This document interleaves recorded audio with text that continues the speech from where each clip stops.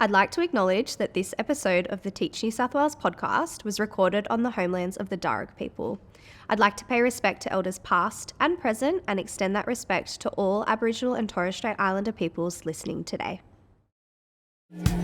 Welcome to the Teach New South Wales podcast, a podcast by teachers for teachers.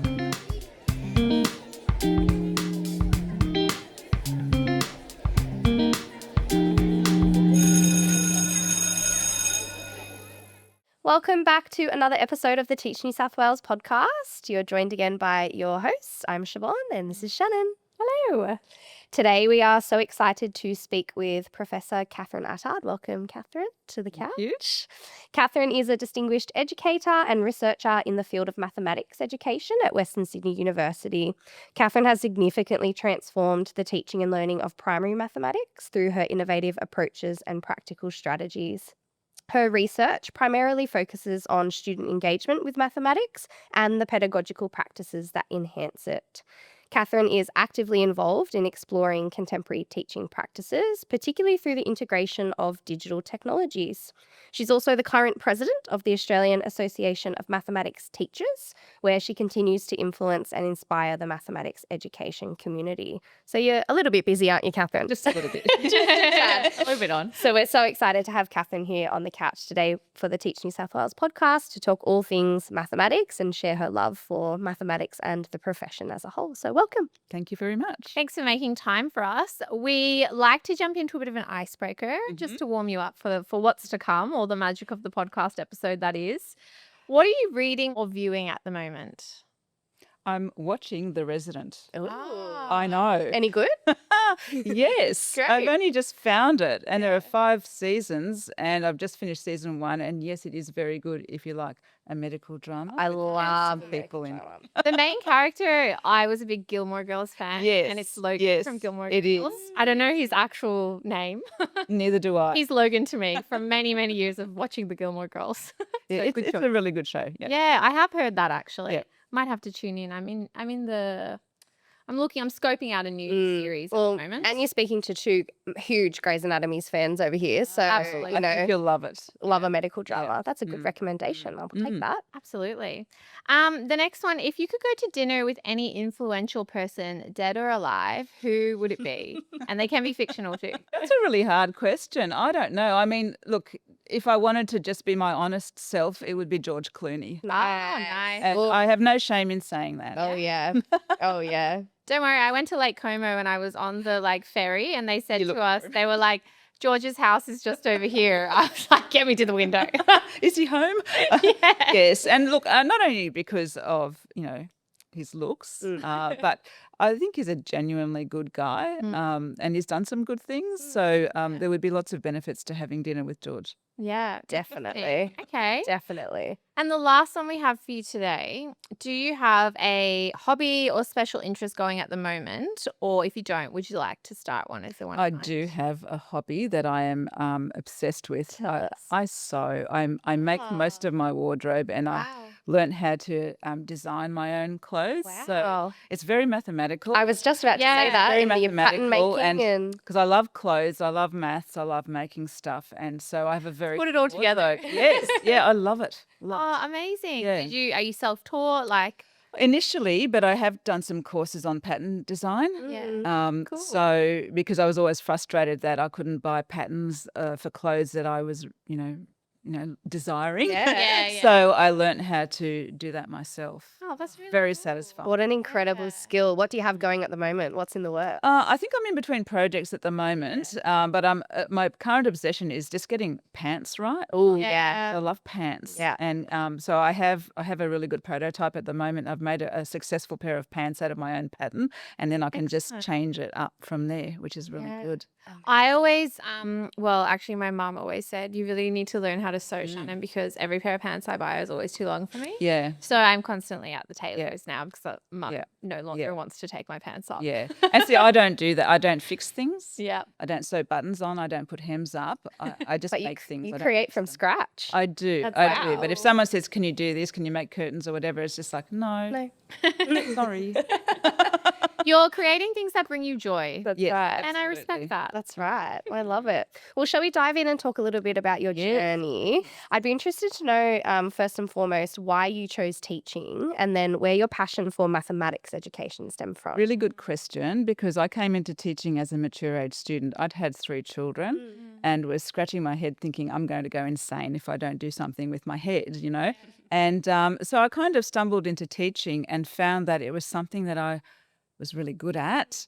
I just loved it at university. I was actually doing really well, where I didn't really have that confidence in my own academic skills to start with. And I went to UWS, which is now Western Sydney University, and the mathematics lecturers and tutors there really kind of highlighted how beautiful mathematics is. And I was always good at it, but I never loved it. And I fell in love with it. And then I specialized in it, and I just have never turned back. And people picked up on that and supported me along the way.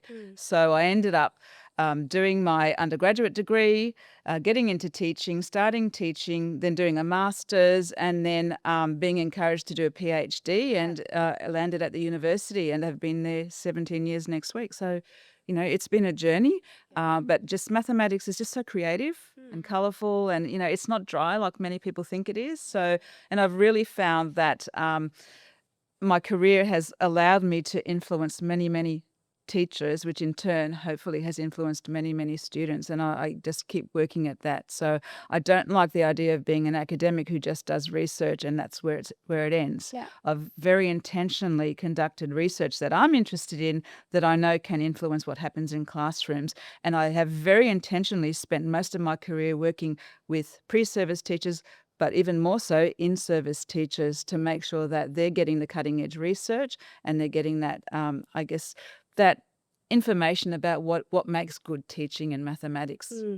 Yeah, fantastic. So, as a professor at the Western Sydney University, you immersed yourself in the world of teaching all things mathematics, but particularly you're in the primary setting. That's right, yep. So, I'd like to know a little bit more about your teaching philosophy, and how you share that with the students you teach. Yeah. So my philosophy is really around making learning engaging, not just for the learner, but for the teacher. I think that's incredibly That's really important. Yeah. So I'm very big on engagement. And my philosophy, I feel, kind of runs through what I do and the way I interact. And I always think if I can't be engaging Yeah. when I interact with people, whether it's my peers, teachers, students, whatever, then I'm in the wrong business, because I can't be telling people how to engage students. So I think mathematics has to be relevant. And I'm not saying it's always real life applications, because sometimes it's so abstract, it's very hard to authentically link it to real life. So the way that we can make it relevant is to pointing out to learners that, okay, the mathematics I'm learning today links to what I've learned before and is going to link to something I'm going to learn in the future, which will be useful for me for the following reasons. So my philosophy is making children not just fall in love with it, but value the mathematics that they're learning. And I want teachers to value the influence they have on students, because even, you know, as early as year 1, teachers can influence how students perceive mathematics, and they can influence whether students decide to opt in or opt out. And they don't always consciously do that, right? But if a student opts out of mathematics, that locks them out of a lot. It locks them out of school mathematics, you know, when they get to secondary and they have to get onto a pathway. But it also locks them out of future, locks them out of everyday numeracy, where they have to make decisions that have a huge impact on their family finances, for example. So it's not just work, it's about life as well. Yeah. Yeah, no, that's a really good point. And I think for your students, what really resonated with me was that making connections along the continuum. Because my students would always say to me, well, when am I going to use this? And I said, how do you know how much washing powder to put in the washing machine when you're washing your clothes? What if it's a half load? How do you know it's a half load? What are we using to describe that? Absolutely. Oh, I guess it's a fraction. I'm like, yeah, bam. We've just used so much mathematics in just a daily little chore that we've done. That's right. And even look, something as simple as moving around in the world that you're in. So, you know, turning a corner, parking a car, it's all spatial awareness. It's all mathematics. You know, getting a big big chair out of a small doorway. Spatial mathematics, right? Very So true. spatial reasoning is really important. A lot of people think about maths as just number. Yeah. And it's so much more than that. And it's all related. So, part of my philosophy is showing the connections Yeah. across the curriculum, across the mathematics curriculum, not just within strands, but across strands. Yeah. That's really important. And it's important that teachers get that too. Absolutely. So, And the exposure you get as your years of teaching go on to different, I'm talking from my own experience being a primary school teacher, being K to 6 trained, it's very important for me to understand that continuum of mathematics. And not only that, but the substrands that intertwine with one another and the different content strands that complement as well. yes. So, for example, when I'm teaching, multiplication, for example, well, let's add to that. Let's start looking at area. Yep. And as I found my feet and got my grounding a bit more with my curriculum, I think I really started to soar, and so did my learners when I had the confidence to make those connections and start building on those cross content strand opportunities for my learners. And I had students who, we have such a range of differentiation across our student need in our classroom, but I did have a lot that were very, very talented and at that mastery level with the content at stage 3 level. So it was exciting to lift the ceiling and explore that connection, I suppose. And I was passionate about it. So in turn, that made such a big impact on them. So I really can see that what you're speaking about, the theory. And Yeah. And sometimes the reality is that not all teachers come into, your lessons, Catherine, and have that, immediate love for mathematics. And I'd be actually interested to hear, do your pre-service teachers sometimes come in with a preconceived, misunderstanding potentially of what mathematics is versus what you're describing what it actually looks like? Absolutely. Absolutely. I think we can't assume, particularly in primary, yes. that everybody loves maths and everybody's good at maths and ready to teach it. Just as we have diversity in classrooms, we have diversity amongst teachers. And that was, that's really part of my job at the university is how can we change the mindset of teachers, build their confidence and their capability. Yeah. Because sometimes that is a challenge. And getting teachers to see the links in the curriculum, for example, they're not going to see the links in mathematics if they believe they can't do maths. Yes. And so, the key to that is opening up opportunities for teachers to, first of all, reflect on their relationship with mathematics and then do something about it. And it's everyone's responsibility. So if I'm in a primary school and I'm part of the staff and I notice, my grade partner is not confident in mathematics, it is my responsibility to try and help that person build their capacity and build their understanding and then develop a positive attitude. Yeah. I mean, you can't have a positive attitude towards something if you haven't got confidence in it. No. So, I often say to teachers, how often do you do maths? Or when I talk to schools, I say, as a staff, how often do you sit down and do some maths? Yeah. They don't do it. So how are you going to build confidence if you actually don't do the mathematics and don't have those really lovely opportunities to work with somebody else and to learn from somebody else and collaborate and talk about the maths? One of my very early mentors, I was entering some of my students into the Maths Olympiad competition, and I was like, oh my goodness, this level of maths, I was a bit frightened of it, to be fair. It wasn't within what I believed to be my capability. She's like, right, well, let's sit down and do one together. And so we sat side by side and we did a couple of them, and it became a real a nice little thing that we did, but it really helped me, and it helped build my confidence. And I said, look, can I come in and watch or observe a few lessons of you demonstrating going through the answers or how to teach problem solving as a skill? So all of that really supported me. But you're right. If you have a bad relationship with it, your confidence really takes a hit, and that's a big part of you being able to then facilitate that joy in your classroom for your students as well. And I think one thing to note too is that sometimes people have a bad relationship with mathematics because of one incident that happened in their school life. And it could just be one small thing. One time when they might have got a question wrong and felt that they were humiliated in front of their peers or whatever, but that has a lifelong impact.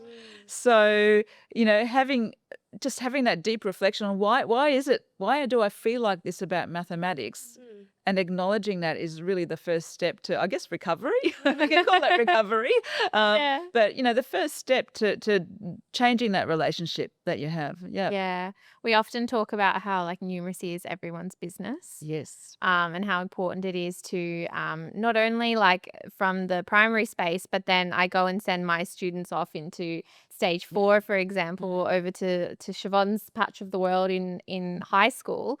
I'd be interested to hear about your thoughts on transition. Yes. So moving from the stage 3 to stage 4. Yeah.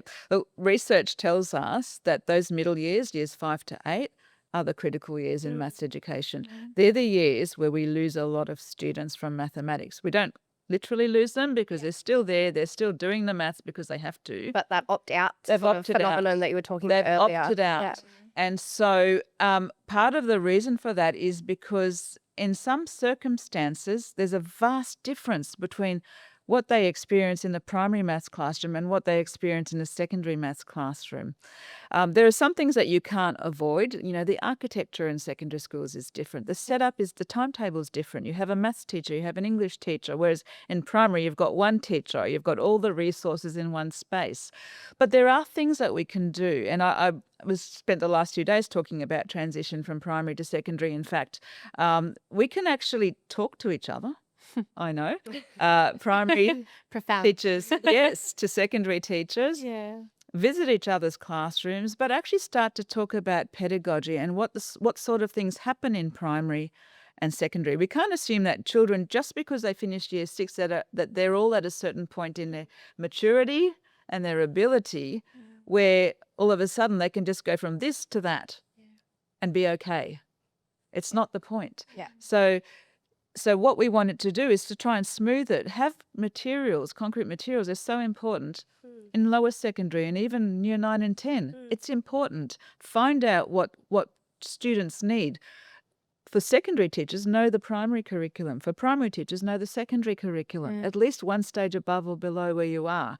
Find out where the kids are at, get to know them in secondary, talk to the primary teachers, but really know what it looks like from day to day in a primary maths classroom, so that you can actually somehow transit from those pedagogies in a smooth manner. So if kids work a certain way in primary, why can't they start year 7 that way and then transit to different pedagogies?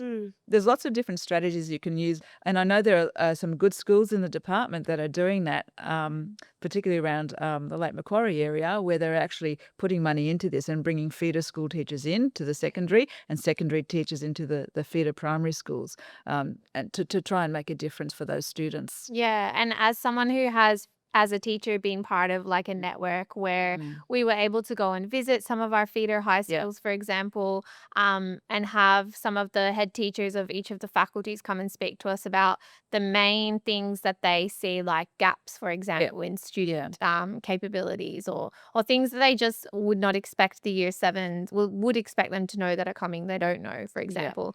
And I think having that open forum was really, really important, and I learned a lot. They certainly learned a lot. I said, well, hey, that's not in my stage 3 syllabus.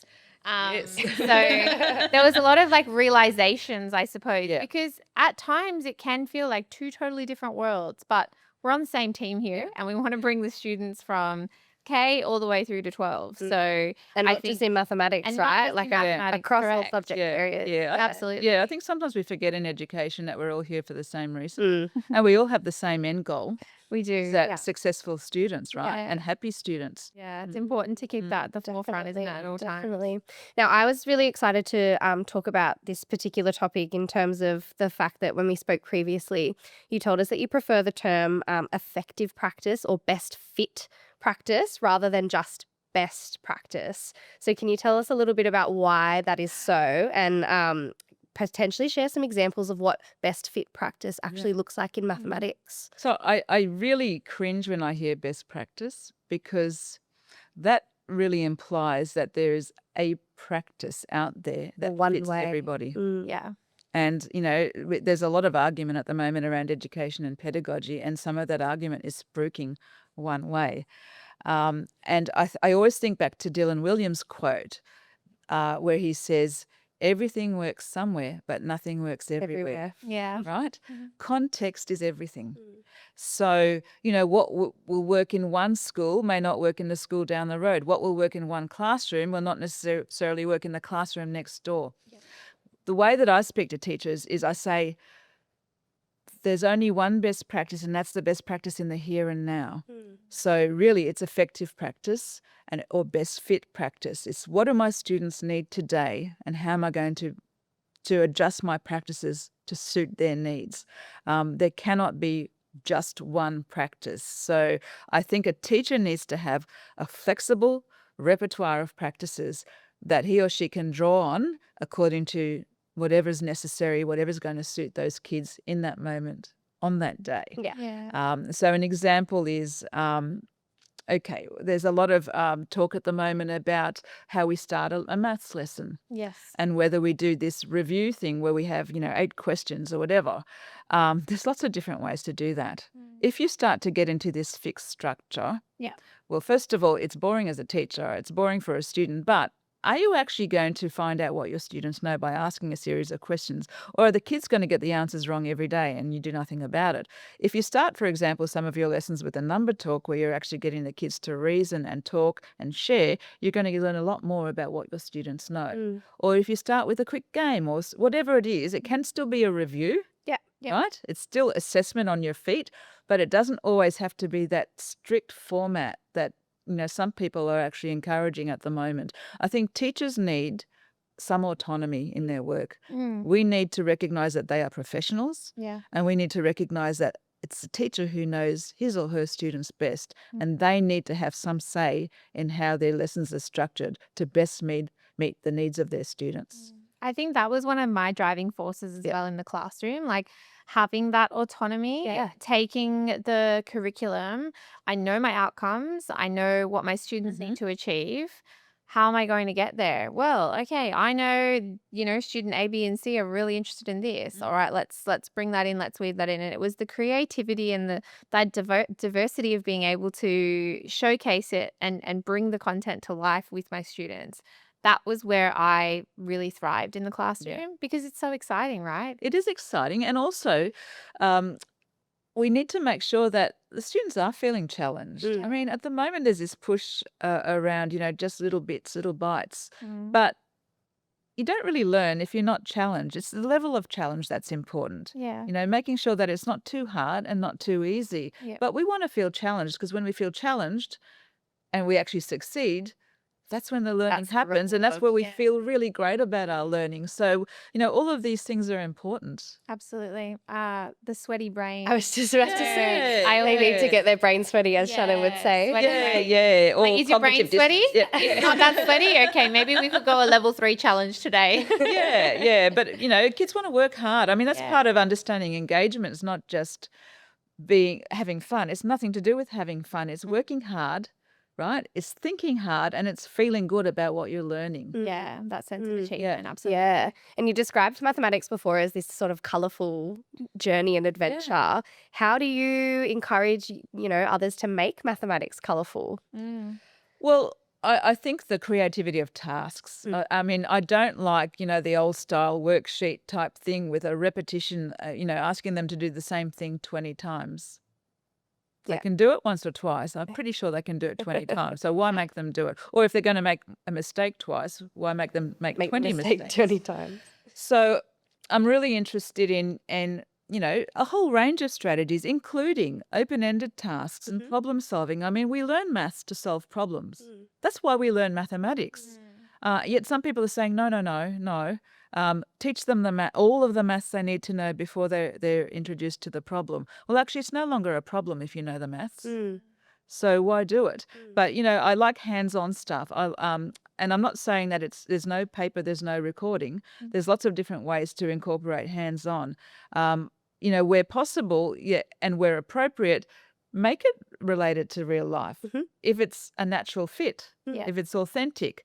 But flipping things, getting kids to turn problems on their head and write their own problems and then solve them. There's lots of different things that you could do. I could be here all day talking about different strategies. There's so many. Yeah. But, it just proves the point that there's just not one method of teaching. And have fun with it. Like from what I'm hearing, enjoy challenging your students, enjoy coming up with a new way to present a task even. Like to me, that just sounds so exciting, and the idea of sort of throwing repetition out the window and replacing it with that fun and creativity, I think is, the key to a successful mathematics lesson. I think for me, once I opened the floodgates almost with the creativity in that sense for my mathematics lessons, I'm out at the beach. I'm thinking about like, could we look at like the sand? What could we do with that? Like, and then it just never stops. It's a blessing and a curse. I'm driving the car. I'm I thinking know. town planning. Like, how could we bring that into maths? Yeah, why not? I mean, you see things in the newspaper or, not so much newspaper these days, but on the news or whatever,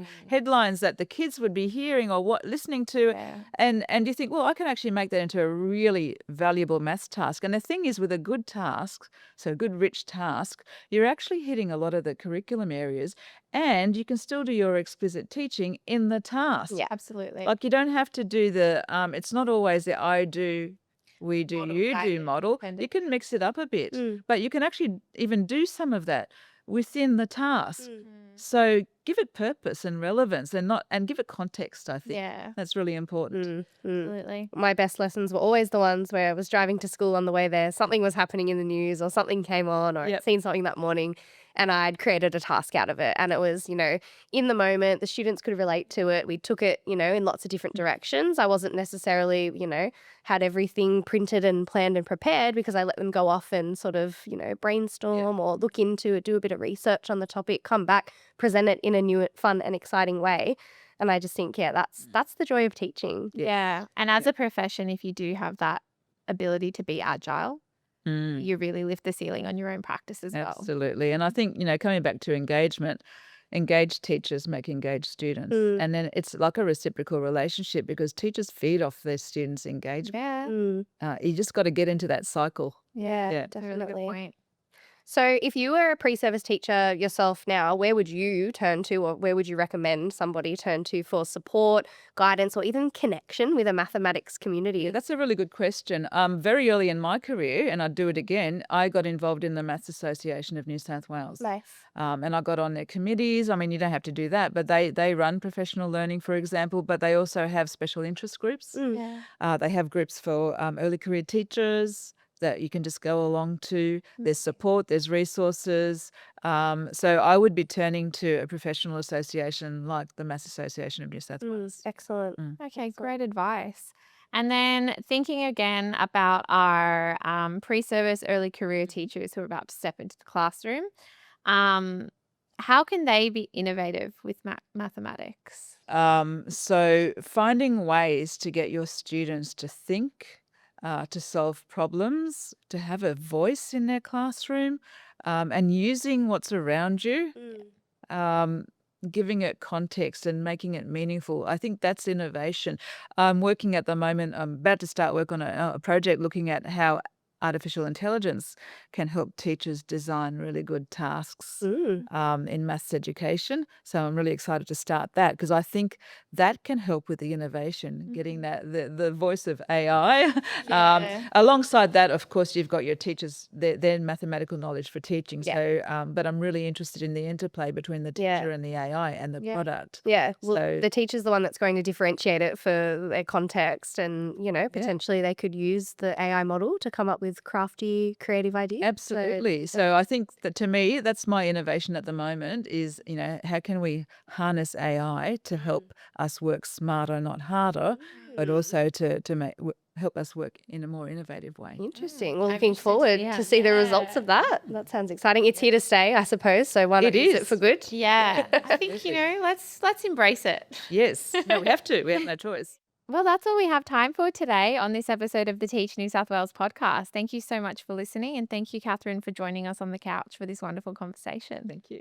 It's been a really inspiring conversation. And I'm hoping that pre-service, early career, and even just, people who are going about their careers are listening to this episode and feeling inspired to teach mathematics. Thank you. Until next time, we'll see you soon. Bye. Thank you for tuning in to the Teach New South Wales podcast, where we explore the dynamic world of education. Don't forget to follow, like and subscribe to be notified when new episodes become available. You can find us on social media via our handle @Teach New South Wales. Until next time, keep learning, keep teaching and keep making a difference. This podcast is produced by the Teach New South Wales team from the New South Wales Department of Education.